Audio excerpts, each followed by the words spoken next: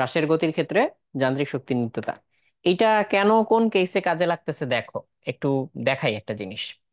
মনে করো এটা হচ্ছে একটা উঁচু জায়গা, আর এটা হচ্ছে একটা নিচু জায়গা। আমরা এখান থেকে হচ্ছে একটা ব্রাশকে ছুঁড়ে মারলাম, কোন একটা অ্যাঙ্গেল করে ছুঁড়ে মারলাম। সেই অ্যাঙ্গেলটা হচ্ছে আরবিট্রারি কোন একটা অ্যাঙ্গেল হইতে পারে থিটা। একটা বেগে ছুঁড়ে মারলাম ভি। আর এই যে এখানে এই যে উচ্চতা থেকে ছুঁড়ে মারছি সেই উচ্চতাটা হচ্ছে এইচ।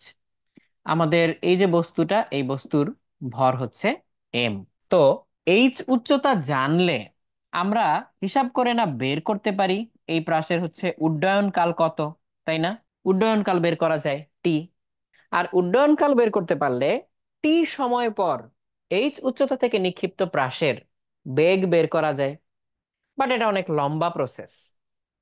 কেউ যদি জাস্ট শুধু জিজ্ঞেস করে যে এইখানে যখন মাটিতে পড়বে তখন এই প্রাসের গতিশক্তির মান কত, বা প্রাসের গতিশক্তি কত, বা বেগের মান কত, তাহলে অত লম্বা প্রসেসে করা লাগবে না। তাহলে এখানে যেই বেগে ছুড়ে মারছি এটা ভি নট, এই অ্যাঙ্গেল যেটা এটা থিটা নট যদি হয়, তাহলে তুমি সিম্পলি এইভাবে চিন্তা করতে পারো যে উপরে থাকা অবস্থায় এই প্রাসের মধ্যে বিভব শক্তি জমা ছিল এমজিএইচ, সাথে আবার আমি ওকে গতিশক্তি দিয়ে দিছি কত, half M V naught square.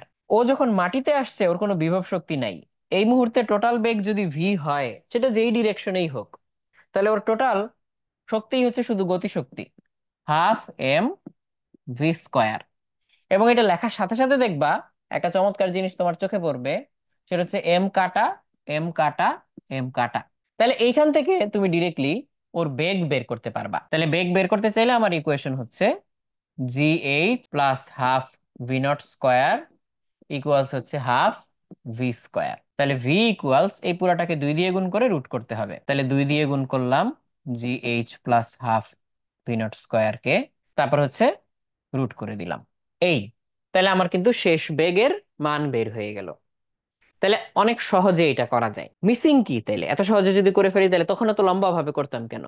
কারণ তখন আমরা হচ্ছে বেগের মানও বের করতাম, দিকও বের করতাম। আর এখানে আমি শুধু বেগের মানটা বের করছি, এই জন্য এত সহজে করা গেছে। কিসের সাহায্যে করছি? ওই যে প্রাসের গতির ক্ষেত্রে যান্ত্রিক শক্তির নিত্যতা ইউজ করে। যে আমরা যদি বাতাসের বাধাটাকে ক্যালকুলেশন না করি বা কনসিডারেশনে না আনি, তাহলে হচ্ছে একদম শুরুতে টোটাল এনার্জি যা ছিল একদম শেষে এসেও টোটাল এনার্জি তাই থাকবে। তাহলে শুরুতে টোটাল এনার্জির মধ্যে স্থিতিশক্তি ছিল, গতিশক্তি ছিল, পটেনশিয়াল এনার্জি, কাইনেটিক এনার্জি। লাস্টে যখন মাটিতে পৌঁছেছে মাটির সাপেক্ষে এখন আর কোনো পটেনশিয়াল এনার্জি নাই, only kinetic energy is there. তাহলে টোটাল এনার্জি আগে যা ছিল টোটাল এনার্জি পরে তাই। এই হচ্ছে ব্যাপার। ক্লিয়ার হয়েছে জিনিসটা? ওকে।